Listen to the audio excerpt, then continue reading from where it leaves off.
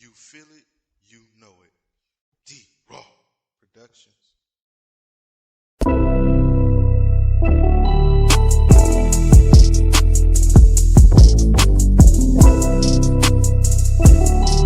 Houston Sports Connoisseurs brought to you by D Raww. What's up, people? It's your boy D Raww coming to you with another episode of the Houston Sports Connoisseurs. Don't forget to seek, listen, and learn to be a sports connoisseur just like me, your boy D Raww. I got Charles with me again, my co-host. What up, people? It's the number one connoisseur out of H-Town, back at you again, ready to deliver a major episode. Yeah, so we finna talk nothing but basketball today. First, we're gonna start off with the Rockets, and we're gonna dig right into that. Let's get it. Wait a minute, before we get started, I just want to say this here. I think if my memory serves me correctly, this is like going to be uncharted waters for me and Mr. D Raww today, because I don't think we did a podcast that was specifically dedicated to the NBA, just between you and I, right? No, we haven't, and it's pretty early for us to even be, talking NBA because everybody's still focused on football, NFL, and college. It's a lot of that going on right now. So we'll definitely catch everybody off guard with this NBA talk. Well, let's do it. So first, we want to, do like a review on where the Rockets are and where they're going so far in this season. Looking at two of the recent games, two of the recent losses the Rockets had. That first loss was the Mavericks, where we lost 121 to 115.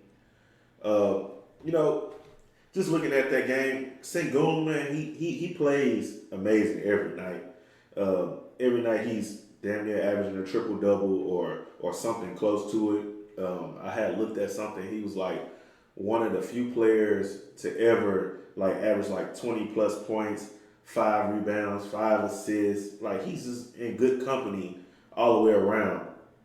But even what he's doing right now is just not enough for the Rockets to win. But they was very, very close to knocking off Dallas and Luka Doncic.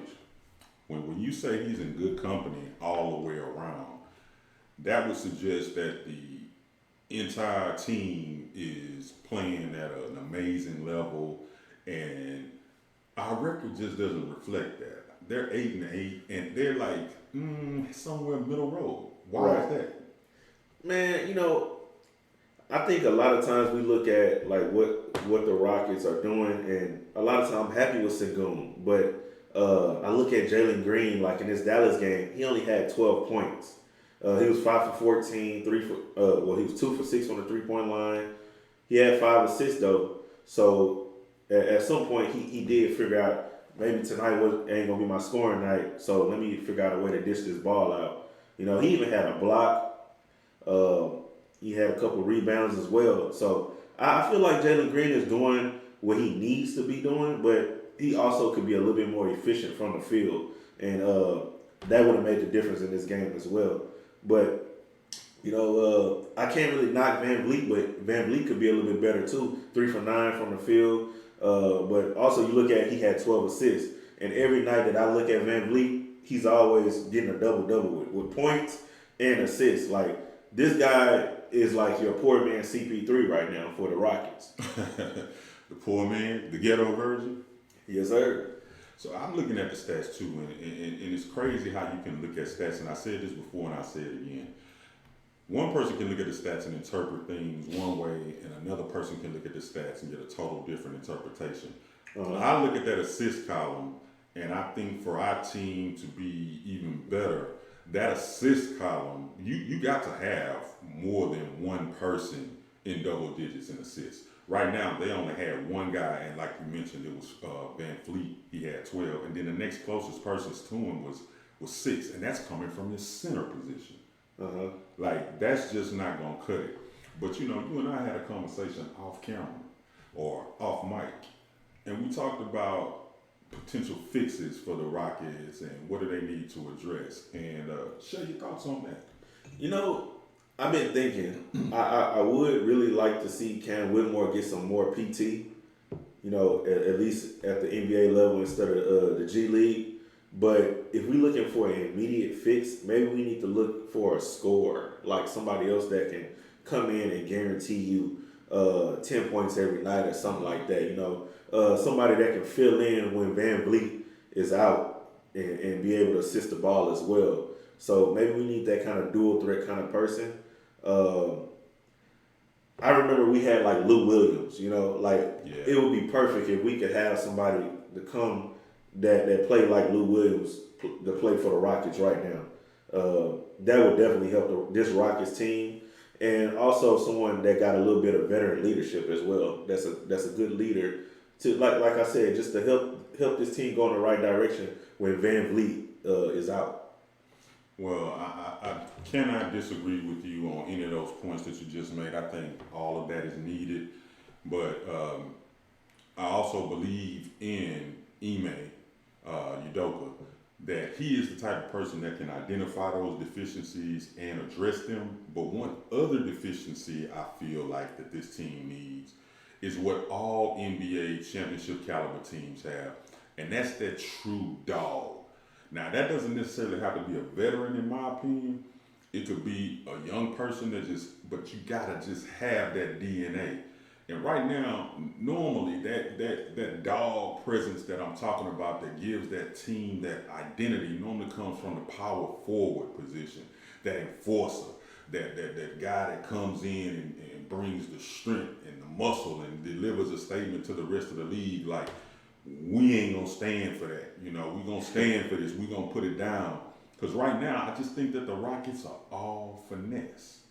And that's not sustainable as far as imposing fear into your opponents. And I liken it to one other team in the NBA. Take a look at the Golden State Warriors. They are a total finesse team, but the dog on that unit, Draymond Green, instills fear to the rest of the league. Like, yeah, we finesse, but if you get out of line, we gonna tap that ass. Well, I feel like Dylan Brooks is a dog. He might not play the 4 position, but he a dog. There's been other dogs that played other positions, for former championship teams that didn't play the 4. But Dylan Brooks is a dog to me. Jayshawn Tate is a dog as well. Another thing you had mentioned is actually interesting to me. You talked about assists. The Rockets had 33 assists against Dallas that night, and the Mavericks had 25. And so I guess it really just depends on where you're getting the assist at. Are you getting it behind the 3-point line, or are you getting it inside the field, closer to the goal? So I guess it just depends on how you match up that night.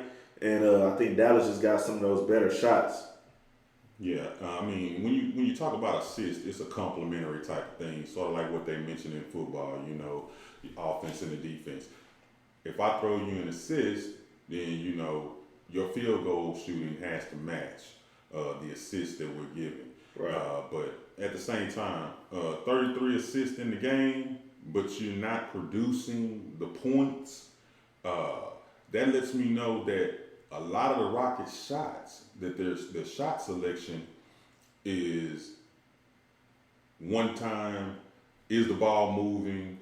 They just putting up shots that are just not, the shot selection is not good shots. Yeah. Looking at this game, I would definitely say it probably was some bad shot selection, and the Rockets just wasn't hitting good for 3.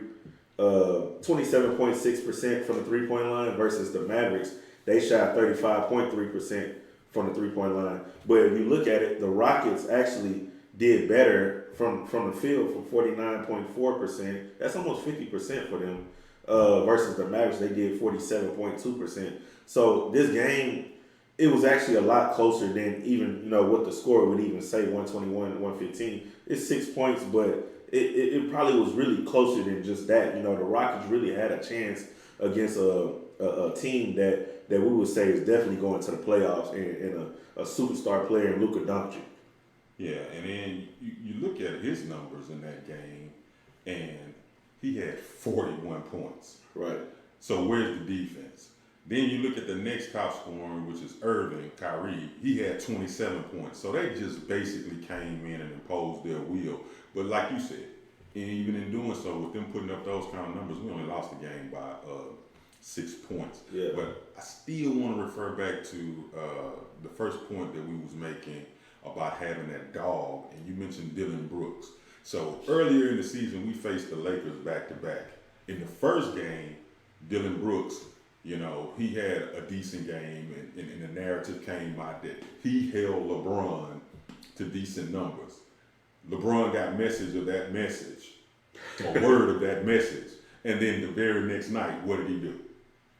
He went out and put all of that to rest. Because I believe he scored, 30 plus points in that game against Dylan Brooks. Yeah. And let him know, don't even start beating your chest around me, player. I'm still King Kong in this league.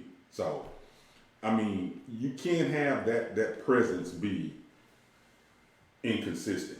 It has got to flourish night in and night out. Well, let's not just put it all on Dylan Brooks either, though, because in that game, when LeBron did go off for 30-some points, I did notice that they did a lot of switching to get, Dylan Brooks off of him. So, altogether, the team together, they just got to play better defense.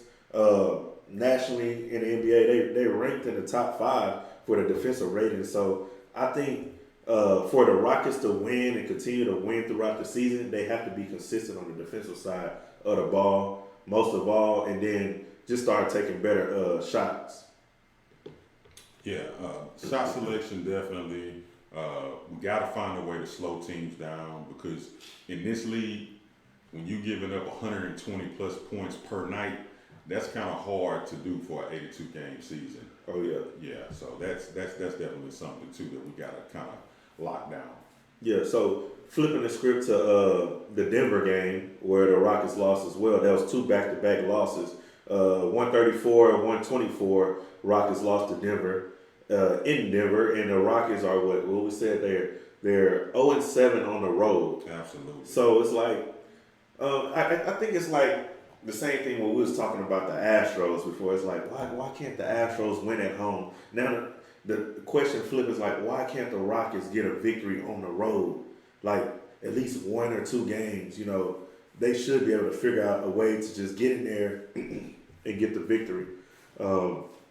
This is pretty sad because you can't go to the playoffs and be negative on the road all the time. You got to figure out a way to pick up the energy and pull out the W. Yeah, and we looked at the stats from the Mavericks game, and in that game, Jalen, he only scored 12 points. So we said we needed more production from that position. So the very next game against the Nuggets, he comes out, and guess who's leading the team in scoring that night? He went up to 26, but then Sagoon, he fell down to 22 points. Right. And we lost by an even bigger margin. So to me, if we lose by 6, but Jalen Green's scoring is down, he comes out and he's pretty much the still consistent player. He actually stepped his game up not only in points, but assists as well. Uh-huh. And we lose by an even bigger margin. So again, he does it this way, we lose. He does it this way, we lose. So what is the fix? It can't all fall on the shoulders of Jalen Green, as the narrative of this podcast and previous episodes has, indicated. And I think a lot of times I mention Jalen Green because Jalen Green is really supposed to be the star of the team when we circle a star. But even to be realistic, I would honestly say that it's really Sengun. But I feel like Sengun does everything that we need him to do night in, night out, besides being a better defender. So maybe getting somebody on the inside of the paint. I would say 2 things. Getting somebody that can go inside and actually be a shot blocker that can defend the paint, and allow Sengun to really just operate and do his thing from the offensive side of the ball, and getting somebody else that can really dish the ball out and make assists and, get people open. Because in this game, Van Vliet was out. And I guess the one good thing that I do see is that when Jalen Green was called to step up and really make plays and ball out, he did in this game, with Van Vliet not being able to be there. Because we look at Jalen Green, he had 26 points, 9 assists. So we know he can get people open. We know he can find an open man and get him a shot. So maybe if we got the same Jalen Green every night to do that with Van Vliet on the floor, like you said, the more assists the better, and the Rockets will be in a better state. But overall, I would like to see Jabari Smith Jr. Step his game up. You know, that I think he had 16. He had 16 against the Mavericks. He had 15 the next night against the Nuggets. But if he could get more in that 20 threshold and he could shoot better from three, because when we got Jabari Smith Jr., we thought he would be a sharpshooter, and so far he has not been consistent behind the 3-point line. And that's my problem. We talked off the mic. I'm thinking that's the one guy that can be that difference maker, but at the same time, I'm just lost on him right now. Like, what is his identity? He's listed as a power forward. Traditionally in the NBA, we know what the power forward position brings to the table. But I don't see that style of play from him. And like you said just a minute ago, when we brought him in, we thought he was going to be a sharpshooter. I don't really see that. So what is his game like? I'm gonna be honest. I think Jabari is more like a small forward. You know, he to me he's more like a Kevin Durant kind of player, and that's right now he's kind of playing out of position. He don't have the size to really bang with those kind of power forwards that we see out there, especially not no Draymond Green or any kind of stature built like that. That's thickly built with the strength in the bottom of their body. Jabari doesn't have any strength right now, so. Currently, if I was Emi Udoka, I would put him somewhere where he's like a swing man, where we can catch him in a catch and shoot kind of style and roll like that. And in the time being, like I said, man, I think if we just got a nice interior guy that could just rebound and block, move Sengun to the 4 position, and Jabari probably be at the 3, or Jabari come off the bench. However, I think we should roll that way because I like Dylan Brooks in the lineup as well. So, but it's early. We'll figure it out. Okay. So to me, just to piggyback off what you're saying, I definitely agree that it seems like Jabari Smith is playing out of position. But I'm wondering, could it be as simple as switching the two, putting Dylan Brooks at the power forward, and moving Jabari to the small forward, or the other option that you mentioned, do we need to go out and find another 5? Because if you look, as much as we want to give praises to Sengun, if he's going to be the man in the middle, yeah, it's great. You're putting up all these points, and you're also helping in the assist category, but let's look at him at the defensive end. Right. This man is averaging half a block in the last 2 outings. That's not sustainable. You have to bring more of a defensive presence coming from the 5 position in today's NBA. Yeah, and that's the problem with Sengun right now. And I guess it's still early in his career, and I think the thing that he's been focused on was his shot, his offensive ability, and that's the things that shine. That's the things that's gonna get him paid versus being the top defender in the NBA.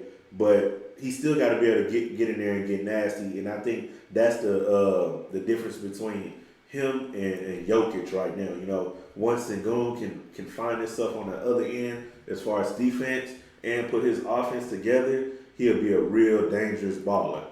Yeah, and that's what we need. We need something to be, where he's really dangerous. Because I'm going to give it to you like this. Sengun, this is not his first year. But let's just say where he stacks up against the rest of the players in the league as far as on the defensive end. You got Victor Wembanyama, who is leading the league this year in block attempts at 2.72 per game. He a rookie and he already got it. So you got Sengun. To me, he should be leap years ahead of that. And then you got Anthony Davis. All granted, he hasn't played as many in many contests, but he's got 2.68. Then and he's tied with Brook Lopez, Rudy Gobert, 2.3. Like, you have to step it up on the defensive end. This is what the leaders are producing, and here's what you're producing. You're producing less than half a block. That's just not. Right. Don't And cut it. and I think he could step it up on the defensive rebounds as well. Like it's something else that Sengun got to do on that other end that he got to dominate at. Rather it's blocking or rebound, something. It's something that he got to chip in and make the difference at on that side of the ball. I totally agree. Okay, so to change to the next game, we are facing the Lakers tonight. The Lakers have a 4.5 point favorite at home, and the Rockets are going in there at 500. Like we said, haven't won on the road yet. But do you think the Rockets could somehow pull a win out tonight? And if possible, what's going to have to take place for the Rockets to do it tonight? Well, see, that's the thing about the Rockets right now. Like I said, they're 8-8. You never know which team you're gonna get unless they're actually playing at home. Because on the road, they are winless, and that's kind of shocking to me. And that tells a story within itself. But we kind of identified some needs from the team, and if somehow they could kind of implement some of those strategies, it all starts with what do you decide to do? Do you lock down and get the ball out of LeBron's hands and make the rest of the team beat you? Or do you try to play this committee style defense against him? Like, what do you think? Man, I think you put your best player on LeBron, your best defensive player. You try to slow him down. You know, there's no such thing as shutting down LeBron James. But I think that's the key ingredient to winning this game. Like I said before, I believe Anthony Davis, Mr. Street Clothes, I think he can be shut down. You know, like today, he's a game time decision. Yeah. Street Clothes, you just never know what you're going to get out of him. Yeah. And that right there could be the one reason why we can defeat the Lakers tonight. Because if Alperen Sengun bring his A game and he box out Anthony Davis, and like I said, and just get some more rebounds, bro, I need that double-double out of Alperen tonight to really defeat the Lakers. I know Van Vliet, he's going to do what he has to do as far as assisting. He's going to take over and chip in when he needs to. And I'm pretty confident in Jalen Green. But like you said, the biggest question mark right here really will be Jabari Smith Jr. Because at the end of the day, that is who is really going to be the man that's going to be on AD. Can Jabari step up, get a couple blocks, and can he throw his body around and try to get a couple rebounds? Exactly. And for me, I would use this as a true gauge as far as in if changes, what changes need to be made. This is going to be the perfect example for me to get that gauge if AD plays tonight, because then that will force Jabari Smith to have to show us something on both ends of the court in order for the Rockets to walk away with this victory. Now, just looking a little bit ahead down the line, not only do we play the Lakers tonight, but we got Oklahoma City after that. We face Denver, then we got San Antonio, and we come up against Memphis twice. Mm-hmm. And so with that schedule looking like that, and to go even further down the line, after coming off of those two against Memphis, you got Milwaukee. So those changes that we talked about are definitely needed to be successful on this upcoming stretch. Yeah, the Rockets is really going to have to get on the ball. Just like you said, looking at this schedule, the Rockets really need a win right now. Last time we talked about the Rockets, I think the Rockets were like 5th in the Western Conference. Mm-hmm. Now they're like 9th in the conference. Mm-hmm. So that right there, just them last two losses that they took, and then they went on a 2-win streak, and then they had another 3 losing streak. Prior to that, it's just like the Rockets is gonna have to really figure it out at home and away, because you just can't go on the road, especially after those big gaps that they have. Because that's the one thing I realized also about this Rockets team. Once they get going, they start winning, they get on a good win streak, they have big gaps in between where they have a huge resting break where it be like 4 days, 5 days. And I think now that I'm looking at the schedule, those breaks are starting to like shorten. So I think this Rockets team in December can really get back into the spot that we expected them to. So by the time the All-Star break come around, we're looking at a Rockets team that is full-fledged playoff ready. Yeah. Like we said earlier, though, you know, this is not panic time. This is still early in the season. The team still has time to gel, but we would like to see it kind of more at an accelerated pace than what it's been. It's kind of been a slow builder where, you know, they kind of getting it and they're kind of not. At this point, like you said, it's still early. They're only third in their division, so and that's behind 2 games back. So that's very much attainable to go from third all the way to first. Because like I said, it's only a two games deficit. So starting tonight, they can build off something and go into that next 5-6 game stretch and hopefully be on the upside of 500. Yeah, probably by the time the All-Star break comes, we could see a different team, a more successful team. But again, I think it all evolves around 2 key players. Jabari Smith and Jalen Green. We just got to see more. Yeah, I agree. And also just looking at like them being in a 9th spot in the Western Conference, the one good thing that I do see, it still puts the Rockets in the play-in tournament. Yeah. So that means they still got a shot at the playoffs. If they finish today in the 9th seed, they still got a shot. Now, can they beat their Golden State team? I'm not sure, you know, just based on the history that we've seen so far. But right now, the Rockets are still exceeding expectations so far this season. And hopefully, like we said, you know, later in the season, we see them climb up into the higher tier 1 through 6 in the Western Conference. So we don't have to really worry about a play-in spot, and we're definitely just in the playoffs. Right. It's going to be definitely an interesting matchup tonight because it's the Lakers against the Rockets, and in the Western Conference, respectively, they're 8 and 9. So they're both trying to climb the ladder, so to speak. Right. So both teams should come out hungry, and hopefully it's a dogfight that the Rockets come on top of. Right. Well, turning the page on that, you know, we talk about early front runners and where the Rockets are and stuff like that. But let's just look across the league, you know, from the Eastern to the Western Conference. Let's look at, I would say, the early front runners for me is the top 4 teams in each conference right now. Okay. In the Eastern, I would say the Celtics, the Magic, Bucks, and the Philadelphia 76ers.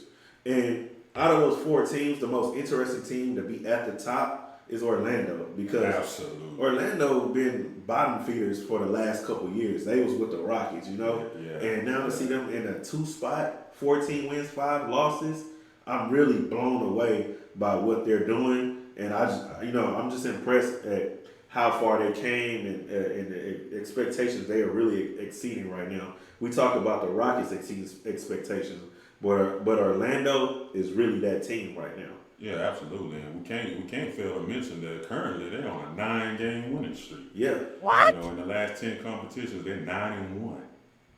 Where did that come from? You know, I don't know, but you know, I would definitely say everything started with Paolo Banchero. You know, and a lot of that makes me think like, man, if we could have probably got Paolo Banchero instead of Jabari Smith, you know, maybe we would have been better fit up. That's just one of the things about being a GM, man. If you could have this crystal ball that would kind of show you futuristically how each player in the draft is going to pan out, you know, then, you know, there will be dynasties in all sports across the league. But since you don't have that, you just have to go based off of the sample plays that you have from a college level. I mean, Jabari Smith was a solid pick when the Rockets picked him. I don't think any of the fans in Houston were disappointed by the pick. But to say that you could see what this young man out of Orlando was going to accomplish, I don't think anybody saw it. Not even the GM that got him in Orlando. You know, it's crazy because he was actually favored to go to the Rockets, and then Orlando actually took him surprisingly because Jabari was the sought after prospect, number 1 prospect of that year's draft. And so when they took Paolo, everybody was happy, as far as a Rockets fan, because we had the chance to really get Jabari Smith. But like I said, we bought Jabari in thinking he was going to be a sharpshooter, that next dog that could just go out there, swing it out behind the three-point line. He knock him down all the time.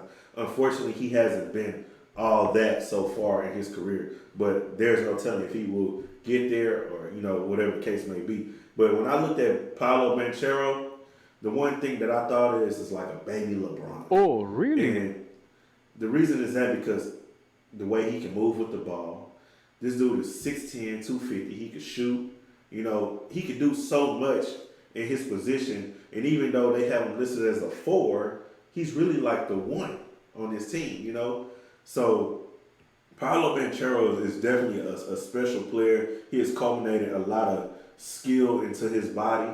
And I think that's why the Magic are number 2 so far in the Eastern Conference. I mean, they're first in the Southeast Division right now. And again, that same thing we said when we were talking about the Rockets. It's still early on in the season. But as of right now, they're first in their division. And like I said, they've tied a franchise record with 9 straight wins. So this is going back over the history of that franchise. They are doing something remarkable this year. And hats off to them for coming out and competing strong every night. But now let's go to the Western Conference, the top 4 teams in the Western Conference. Yeah. You got Minnesota, Denver, Oklahoma City, and the Dallas Mavericks. Who's your sleeper in them? Sleeper for those 4, I would say. Well, not so much a sleeper, but who surprised you this year the most, being in the top 4? It has to be Oklahoma City. Absolutely. Because, Shai Gilgeous-Alexander, he's been a dominant player for the last, I would say 2 to 3 seasons. But I think the biggest difference for this team so far is Chet Holmgren. Getting him back, he didn't really get to showcase what he has for the team last year when he faced LeBron. And LeBron, I think he stepped on his foot or something, broke his foot, and he just kind of messed up his whole season. But see, a lot of people don't know. Chet Holmgren is what Wembanyama is. He is basically the same kind of player. He's like 7'2", 7'3", can run the floor, he can shoot, he can pass, he can block, he can do whatever you really want him to do. He is the same kind of player. So I really didn't understand why everybody hyped up Wembanyama the way they did, because Chet was already doing that in the same kind of body and everything. So those 2 players are pretty similar, and I think Chet is really the total difference for this team, because he just knows how to put it all together on the floor defensively and offensively, and just assist and make others better around him, and that's why the Thunder are where they're at right now. Well, you kind of answered your own question right there. You said you don't know why he wasn't getting the kind of hype that he was, that like Wembanyama got. It's the market. He's in Oklahoma City. It's not like he's in the Big Apple somewhere. So well, I'm saying prior, like before he got drafted, Wembanyama, he came from overseas, which he came from France, and I think that's one of the big things. They have all these players now playing from international places. Turkey, France, Spain, and they come over here and they play big. Greeks, so you have all these players, and you really look at the NBA now. It's really an international league, as far as the best players. Like you can't name the top 5 best players in the league right now without naming somebody that's from somewhere else besides America. Speaking of naming, I can't even pronounce half these players' names that's in the NBA because they're coming from different places. But the diversity has been a great look for the league all the way around.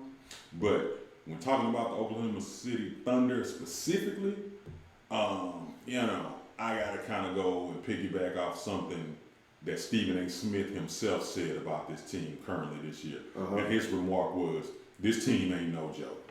They just beat the Lakers, who we face tonight, 133 to 110, and Alexander scored 33 points in that contest. See, that boy been a dog, man. He been a dog. Now, in the Eastern Conference, out of all the teams that's there, you can look from 1 through 10, however you want to put it. One of those teams is going to be a dark horse team that you're not expecting to really make an impact. and get into the playoffs? And which team do you expect it to be? Just looking at the teams and where they are right now, that's a real tough question. But I can actually see maybe the Cleveland Cavaliers. You know, that's funny because that's who I have. I have the Cavs. And the reason I have the Cavs, to be honest, I'm a big fan of Donovan Smith. I mean, not Donovan. Donovan Mitchell. Donovan Mitchell. So, Mitchell, to me, he is like, I don't want to say it, but I'm going to say it. He like a baby Kobe in some kind of ways. He's just a winner. That too, he a winner. I like the way he gets to the basket. I like the way how he got a nice little move set. You know, he just know how to score. Yeah. Honestly, bro, like if the Rockets ever really wanted to make a trade for one player in the NBA, I would love if they had Mitchell. And I think one of the things that really hurt Mitchell right now is the market that he's in. He's been in nothing but small markets from Utah to Cleveland, you know. But if he came to a big market like Houston or something like that, he would really be recognized as one of the top players in the NBA as he's supposed to be. Yeah, I just look back when he was in Denver, how he took Denver. Utah. Utah. He took Utah and elevated that market to something more than what it had been since Stockton and Malone. He put them back on the map, one player. And so now he's doing the exact same thing over in Cleveland since LeBron left. Like, he's the reason why Cleveland is on people's tongues, you know what I'm saying, because of him and his play. And he's done that everywhere he's gone.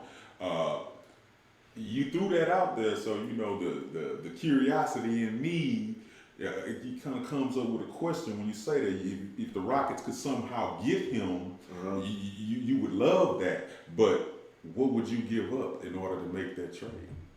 You know, it's kind of tough because Donovan Mitchell plays a two guard position. Now, I wouldn't say that I would give up JG because you really don't know what kind of ceiling JG has, you know. But you know what Mitchell has. We know what Mitchell has, but to get Mitchell, you're going to give up JG plus some, you know. Maybe I probably would give up Jabari. See how JG and Mitchell play together with Van Vliet, facilitating, and then just go get another four that probably could defend, and he don't clog the paint. Now, I'm going to be honest with you. I cannot name the current general manager for the Houston Rockets right now to save my life, but I do want to do this. I want to put that Raphael Stone, whatever. I want to put him on notice. I got a young man, last name Raww, first name D, talking like he talking tonight. He might be coming for your job, Mr. Stone. Be careful. Hey, it's very possible because, Stone, he was a lawyer. So, lawyer, legal business really don't relate to sports business, in that aspect of things. But, hey. All right, so that's true. But since I shared my sleeper from the Eastern Conference, well, who's your sleeper team from the Western? It's the Clippers. Oh, really? They're sleepers? Yeah, the Clippers are sleepers because right now, and not just right now, but everybody kind of figured once you threw James Harden in there, it wasn't going to work, because you got to look at wherever James Harden goes, he's pretty much a cancer. But I think this one team, it just might work out because you got everybody from LA and they're going to do it for the city. You know what? I guess this is the one conference where it's okay to disagree. Because to me, in the NBA, anytime you have almost an all-star starting lineup, I could never consider you to be a sleeper. Like, it's kind of like you're damned if you do, damned if you don't type of roster. If they don't win, people be like, oh man, it was this. If they do win, it's like, oh man, y'all was supposed to because of this. So I can't never, just because of who they have, the personnel that they have on their roster, I personally could never just consider them a sleeper. But I tell you right now, this Western Conference is so mixed up and jumbled up this year, because if you look at the standings right now currently, do you know if the playoffs started today, the Rockets, the Clippers, the Golden State Warriors, the San Antonio Spurs, nor the Portland Trail Blazers would make it to the playoffs. You know, it's funny. I was just about to mention it because the way I'm looking at it right now, you have Minnesota, Denver, Oklahoma City, Dallas, the Kings, Suns, Pelicans, and then the Lakers, all in the playoffs right now. And we're not talking about the play-in and all that. But it's other teams, like, I'm going to be honest, like, we didn't expect the Rockets to make the playoffs, really. But the Clippers, with the team they have, and the Warriors, those are two teams that you would expect to be in the top 8 right now. So it's like to be in the top 4. Out of those teams, yeah, you know, all these teams that I just named, which one of these teams is not going to make it? Not going to make it to the playoffs? Yeah. If the way that they're trending right now, currently, you know, keeps up, as much as I hate to say that, I would say it's the Rockets. You say the Rockets? Yeah, because I'm gonna tell you right now. Somehow I get the feeling that the Clippers, they're gonna find a way to turn around what's going on there.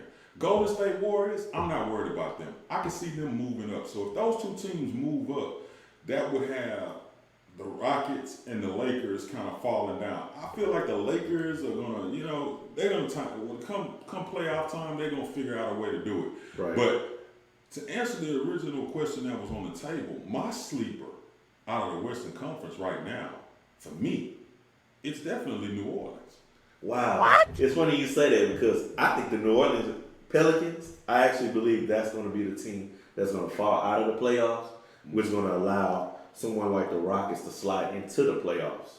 Well, we'll see. I mean, barring any injuries with the way that they're playing, right now they're currently on a 2-game winning streak. And in the last 10 games, they're 7-3.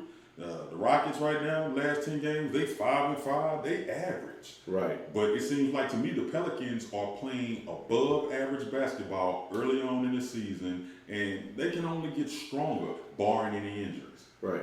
Yeah, you're right because when Zion is on and he's healthy, he's one of those players in the NBA that's damn near unstoppable. You know, and when you put that with Ingram and you got I think with McCollum, yeah, you know, those 3 players, that's a big 3 for New Orleans, and that's something that New Orleans has rarely ever seen. You know, 3 good solid players on their team, and even last year they made it to the playoffs. And with Zion Williamson, he didn't play many games last year. He was hurt. He was hurt. So you know, if they could put those 3 on the floor and keep them healthy. You're right. New Orleans could be a dangerous squad because they was just up there with top 4, something like that last season. So you never know. But I still think that would probably be the one team that would slide out the playoffs and the Rockets could slide in. You know, and I guess that's just me looking from a biased point of view. Well, they are currently second in the Southwest Division, so I mean, you know. Like we said before, if the playoffs started today, they would definitely be in right now. Right.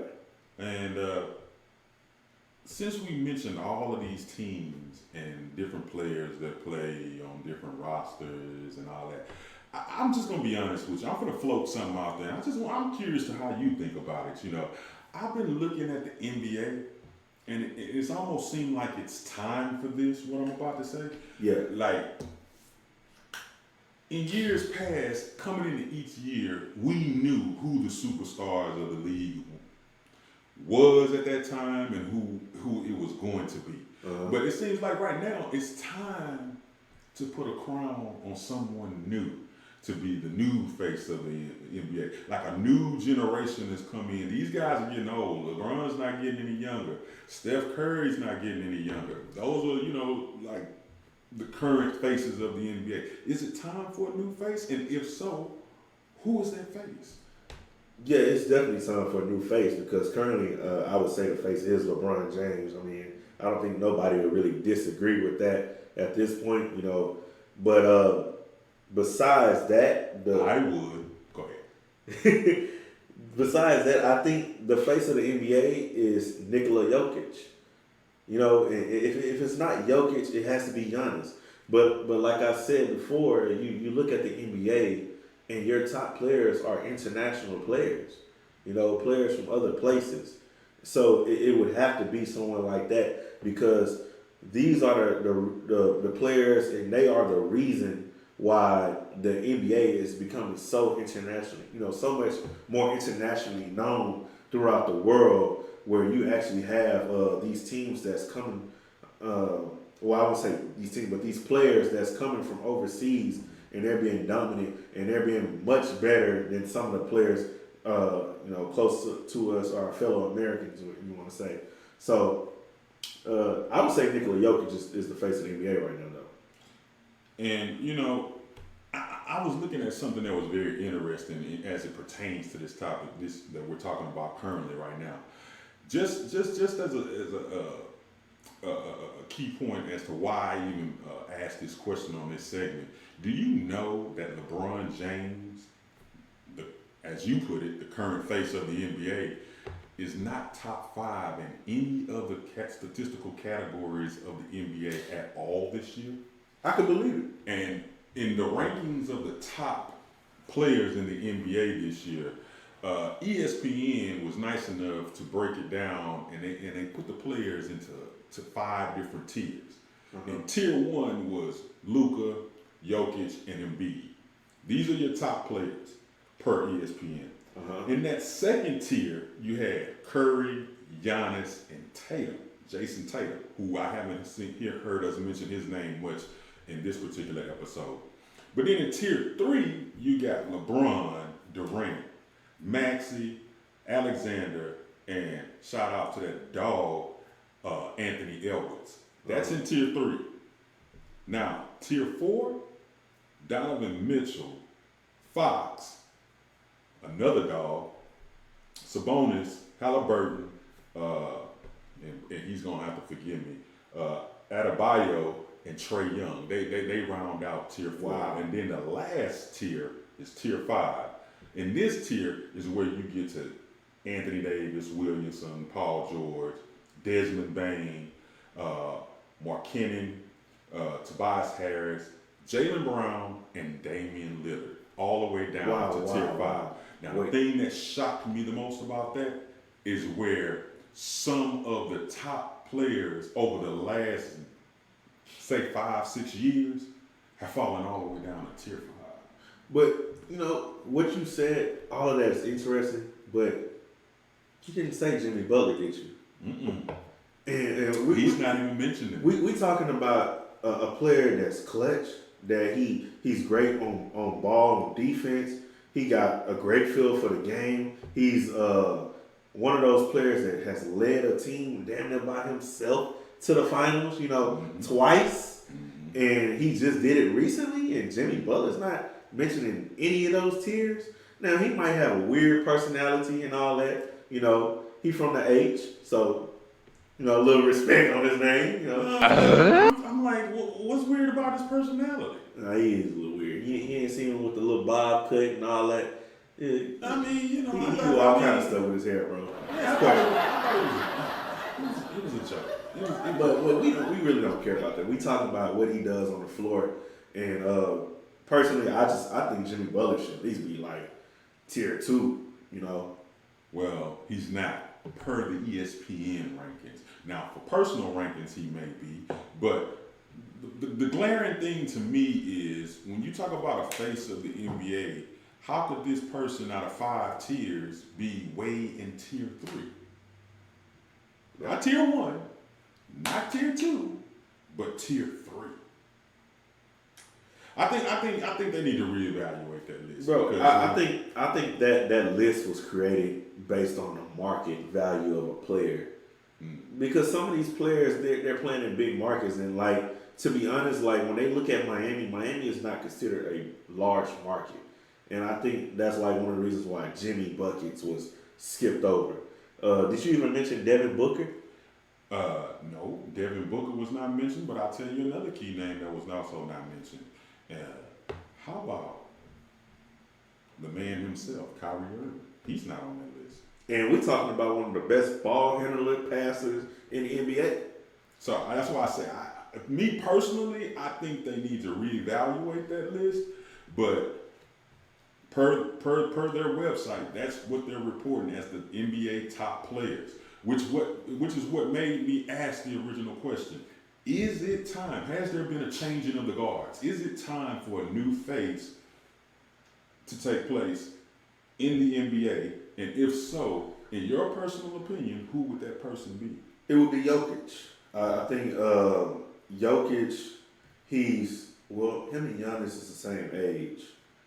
But I would say Jokic is more, he's easier to sell for some because he can do more as far as the game. Like when we look at Giannis, we just see a dude that just run down court and dunk the ball, to be totally honest. He's versatile on the defensive side and things like that. But Jokic is a 7-foot big that can run down court. He can pass, he can shoot, he can defend, he can do a lot more than what Giannis really does. Like Jokic is that guy that if he was like, let's say he was 6'2", you wouldn't expect him to be able to really ball. You know what I'm saying? Because he's not a true athlete.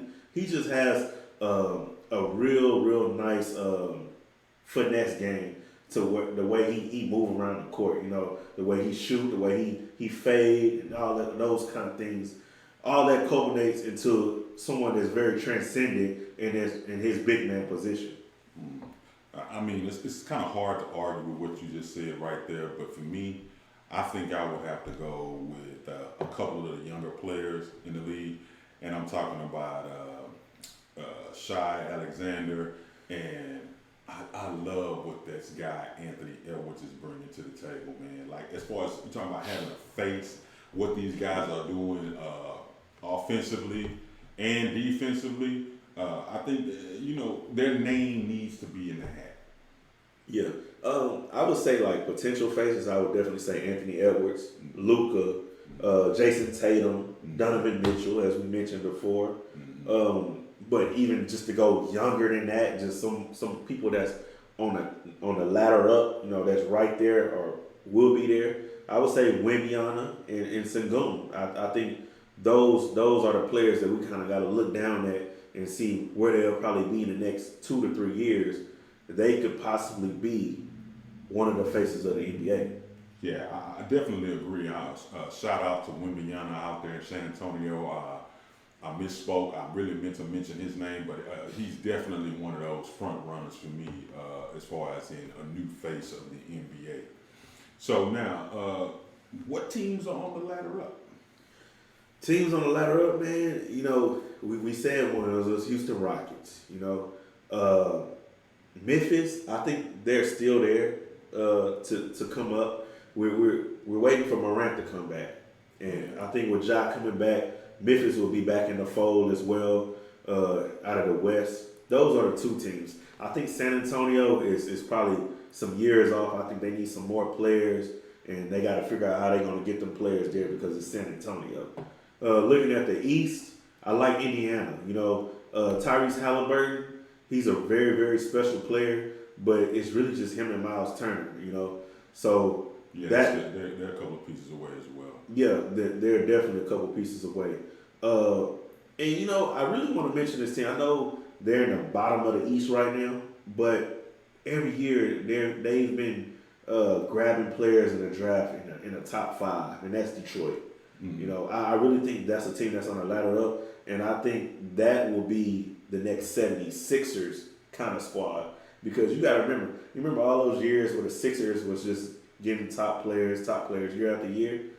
And that's what Detroit is doing pretty much right now. They're doing the same thing. And before we know it, all that's going to culminate and come together, and it's going to be something great, and they'll be a perennial playoff team. Yeah, I can definitely see where you're coming from with making a bold prediction like that. You said they've been grabbing top players in the draft, and they're on the ladder up. Yeah, I'm just not sure what ladder it is they're using to come up because they're currently 16-game losing streak. So, but I get where you're coming from. Maybe they're gonna shock not only myself but some of the fans that's listening and make you look like the ultimate guru with that prediction. But they're currently dead last in the Eastern Conference. They need your kind words to come into existence. So yeah, and they'll get there, man. Like I said, they might be like San Antonio. They might be a couple seasons off, but I just don't feel like Detroit really has that window of time to still be seasons off from having success. So eventually they're going to have to do something to get where they need to be. You know, maybe they got to trade some of them young players out and get a couple vets in there. I don't know, but it's going to happen soon. Okay, well, you know, hopefully it's much sooner rather than later. Now, we're gonna tackle another topic here. Zach Levine or Levine. Zach Levine. Hey, people, I got cussed off the mic by my co-host because I called this young man Zach Levine, and I'm telling you right now, the dreads went back into a ponytail, the glasses got wiped off, and the shoes got tied up. I almost had my nose bloody and my back dirty by mispronouncing this man's name. So let me say it right for all the listeners right now. Zach Levine. Does he need to be traded? Possibly to the Lakers? For his skill set to improve? Or what needs to happen with him? You know, that's really an interesting question right now. Does he really help out the Lakers? I mean, he would come in as a bona fide scorer for them, you know, especially if they're looking for someone to score the ball. He also can do a little assisting, a little bit of rebounding, but most of all, he's an offensive player, but he's not going to help them on the defensive side of the ball. So I don't know if that's really what the Lakers need. And looking at the Bulls team right now, I really don't know if he's, you know, gonna like I said, I don't think he's gonna help the Lakers, and as well as he's not really helping this Bulls team because they're 6-14. I feel like the Bulls have a nice squad.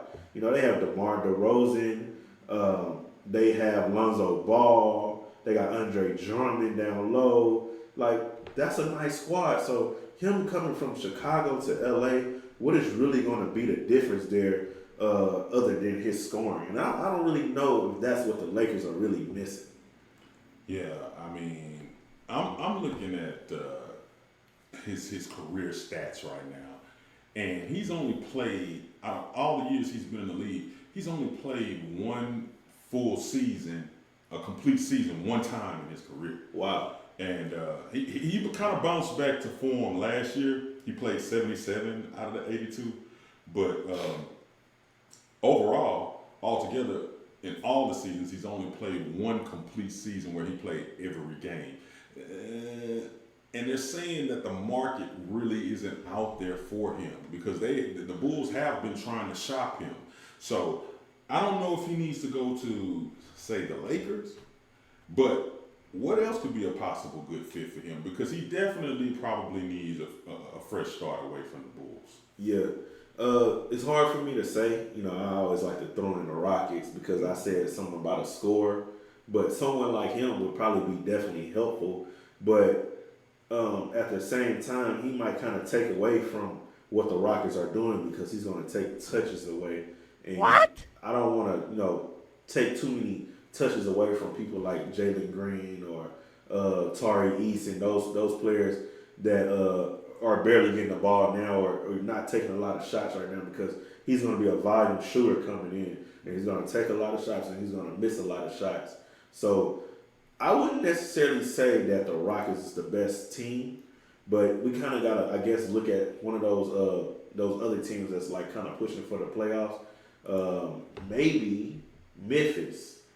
And, you know, I would say Memphis because Memphis has some nice pieces, but with Ja Morant being out, Zach Levine could probably really fill in, take those volume of shots that, you know, Ja Morant was taking before and hit some of those for him and keep them competitive. So by the time Morant come back, you know, they got a nice little squad, like a nice little nucleus.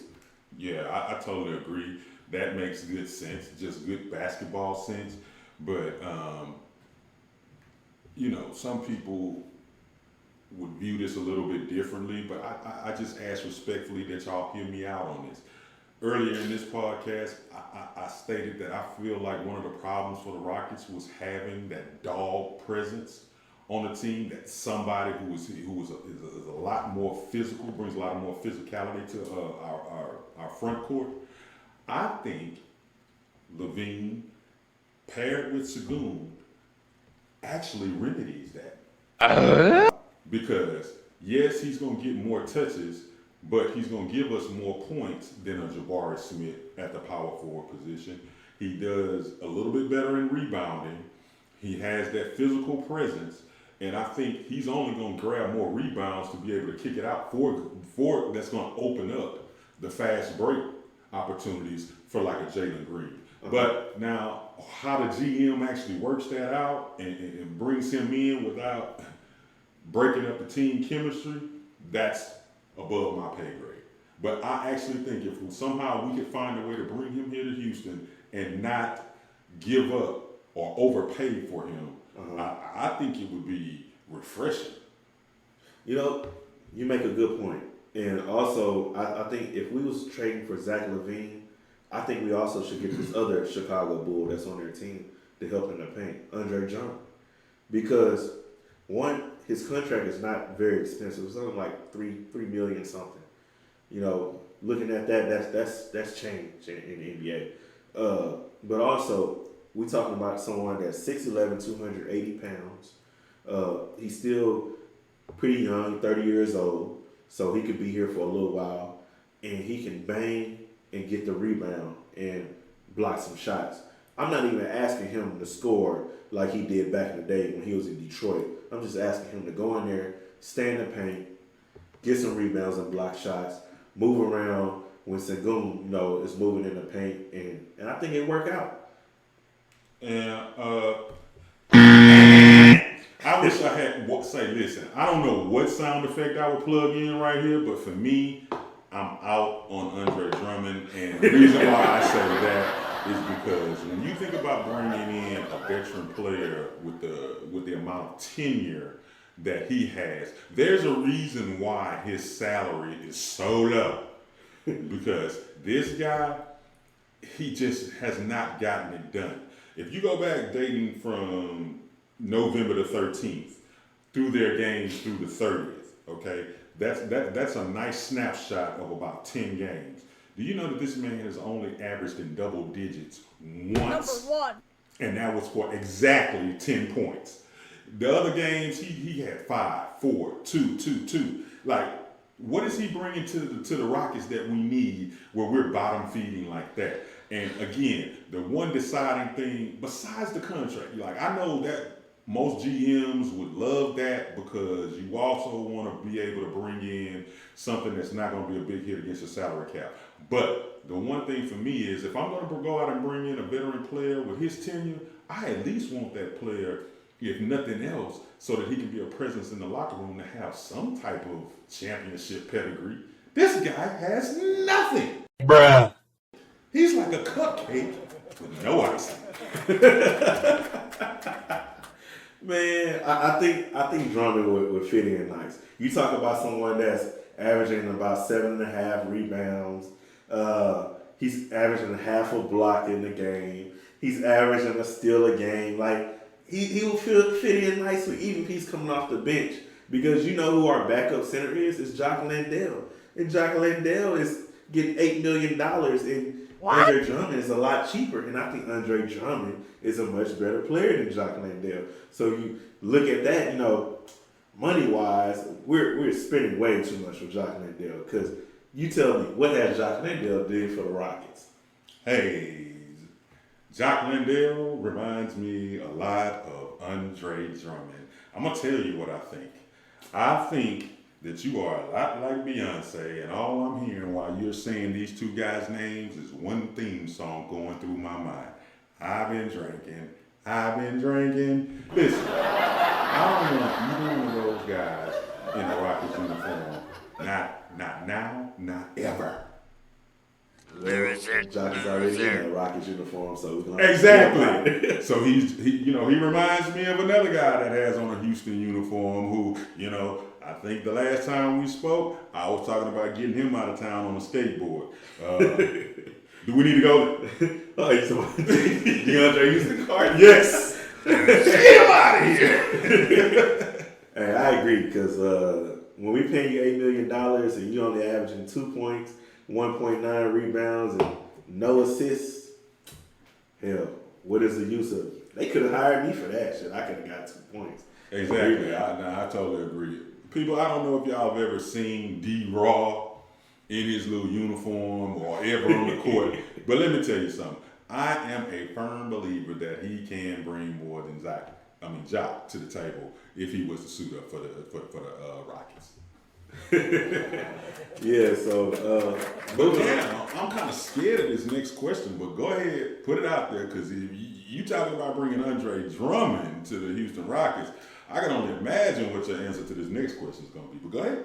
Hey man, so moving on, we're gonna talk about our all-time starting five, and I think my starting five beats yours. And also, look, you get a 6-man coming off the bench. Hey, wait a minute. That don't even match what you're saying. No. You're saying give you my all-time top five. Now you're asking me to give you a 6th man. Yeah, that's outside of the 5. Yeah. Now, which one do you want? Do you want me to build a whole organization for you? I want you to give me the starting 5, and if you had a 6-man, you can have that as well. He's looking for any kind of way to get some kind 1 of through cheat. 5. Go ahead. I defer on this one. Oh, you want me to go I want you to go first. Okay, because okay. I want the fans to be able to see who clearly gets blown out of the water. All right. So at the 1 position, I will have Magic Johnson. At the 2, Kobe Bryant. At the 3, LeBron James. At the 4, Hakeem Olajuwon. And at the 5, Kareem. Wow, what a 5. Now, I'm going to be honest with you, me, D Raww and I, we go back and forth, and it's a little bit of a competitive edge to the things we say and do on this podcast. But to be honest with you, that top 5 that you just put out there is arguably hard to put somebody up against. But I will attempt to do so. Mind you, I will note that for some reason, my personal GOAT was nowhere on your list. Who was that? Michael Jordan? Yes. But anyway, we'll come back to that at the end. So now I'm going to name my top 5. My starting point guard would be none other than a gentleman whose career was cut short due to injury. But I got to put Penny Hardaway as my starting guard. Wow. Number 2, of course, it's going to be Michael Jordan. Number 3 for me. Hurry up already! The small forward. I was going to say another name at first, but then I'm going to go ahead and do something new. I'm going to go another gentleman whose career was cut short with Mr. Grant Hill.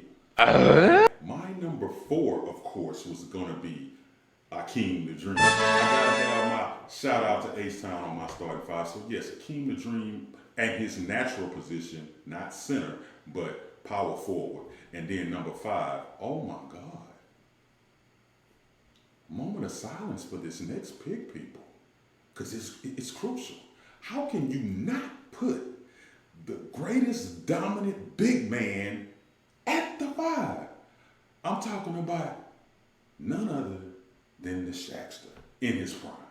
That's my top 5. Shaq. Shaquille O'Neal. I thought you were going to say Wilt Chamberlain or something. I mean, Wilt was athletic. He did what he did, but he wasn't doing it against a mountain like Shaq. So that's my 5. Well, we know where your team would be. They'll be all on the sideline in street clothes. Oh, wow. The would have, could have team. Oh, but I'm sorry. He did ask me to have a 6th man coming off the bench. And in that, you know what? I'm going to change something up if you don't mind. I just thought about it. I'm going to put Grant Hill as my 6th man, and I'm going to put Kobe Bryant in my starting 5. Sorry about that. Yeah. Okay. So were you putting Kobe at the 3? I'm putting Kobe at the 3. Or no, let me exchange that. I'm putting Kobe at the 2 and Jordan at the 3. Okay. So my 6th man is Steph Curry. Steph Curry. Now, here's my only problem with that. Against the 5 that I just named and my 6th man, who all my players are two-way players. They're offense and defense.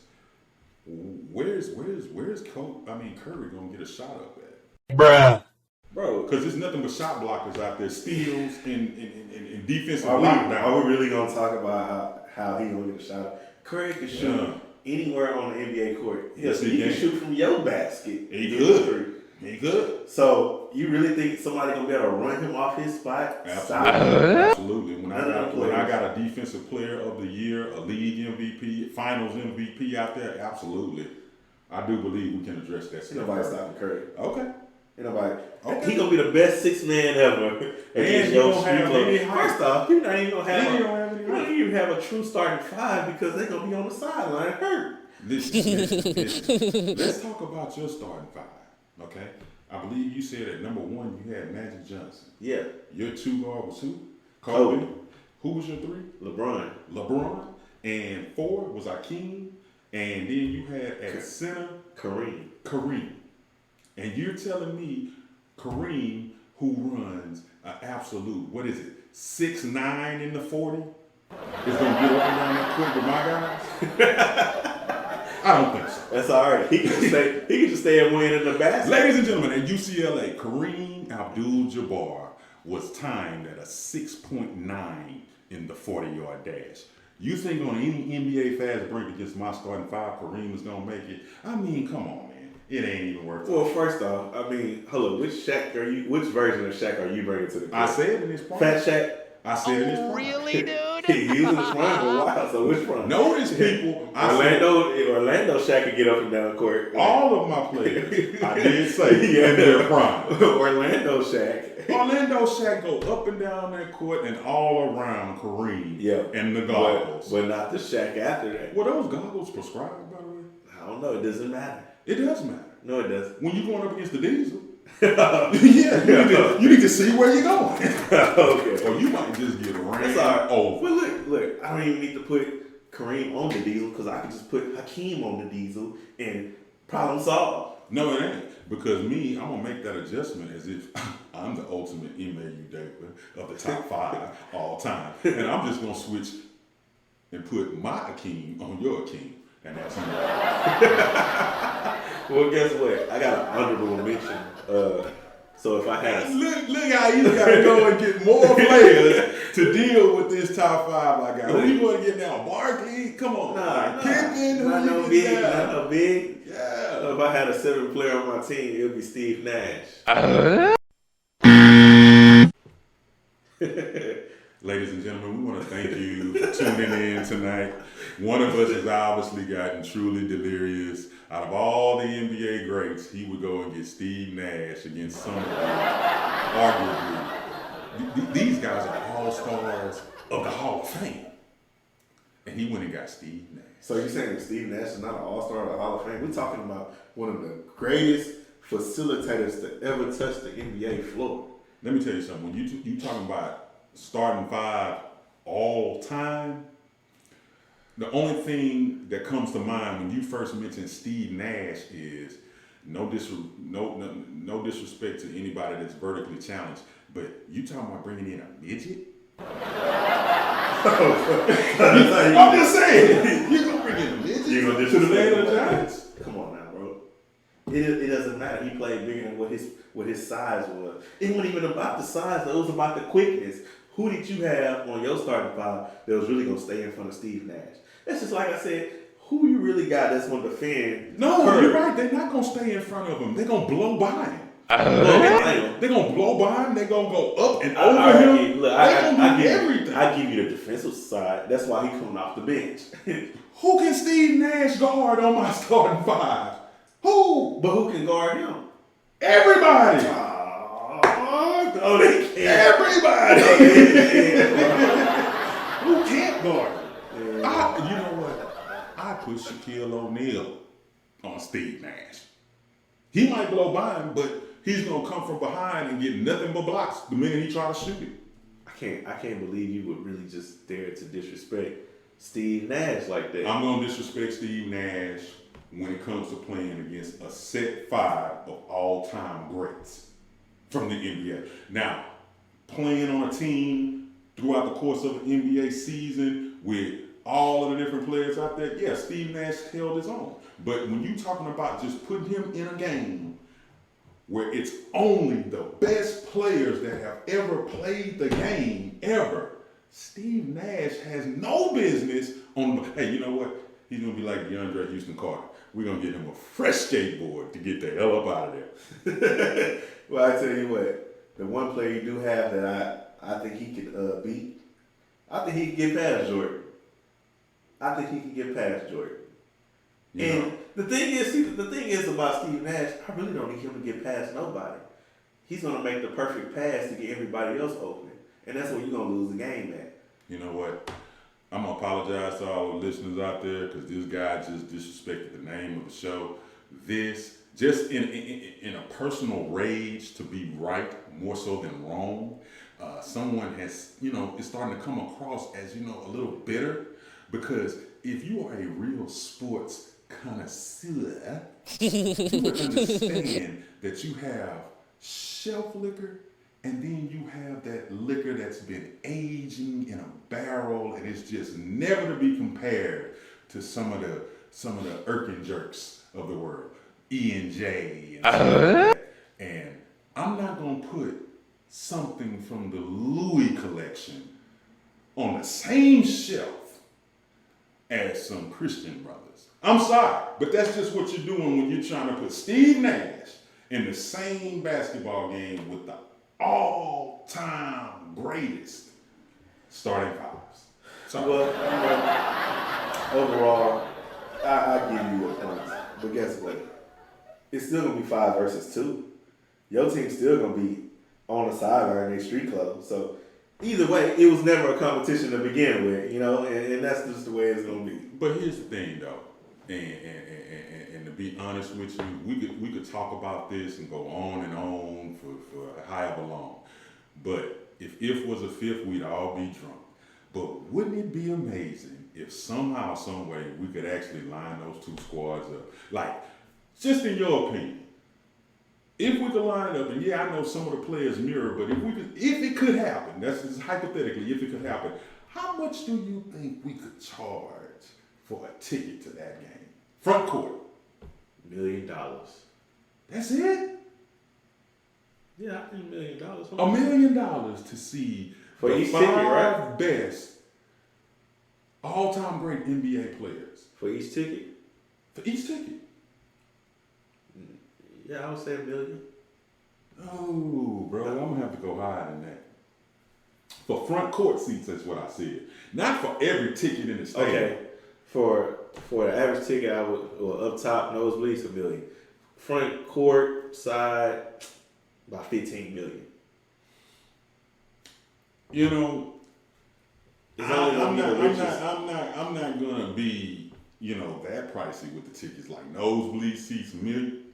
Nah.